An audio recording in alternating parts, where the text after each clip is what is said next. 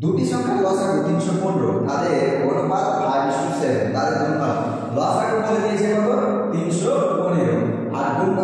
সংখ্যা দুটির অনুপাত বলে দিয়েছে 5:7 তাহলে একটা সংখ্যা ধরে দিলাম কত 5x আর একটা সংখ্যা 7x তাহলে এদের গুণফল কত হবে 5 * 7 * x এটাই তো তাহলে এবার এটা ইকুয়াল কত বলে দিয়েছে 315 কাটাকাটি করো 5 × 3 = 15 মানে 5 × 6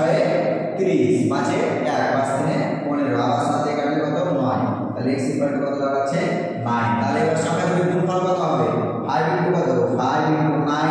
* 7 * 9 তাহলে কি 5 সাথে 35 আর 9 9 এ 81 তাহলে সংখ্যা দুটি দাঁড়াচ্ছে কত 35 * 81 35 * 81 কত আসছে 80 দিয়ে ডাইরেক্ট যদি গুণ করি তাহলে কি 8 5 এ 40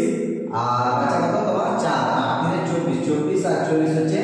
28 28 মানে একটা শূন্য চলে আসলো আর এখানে আবার 35 অর্থাৎ 2835 কত आंसर আসছে 2835 কারেক্ট।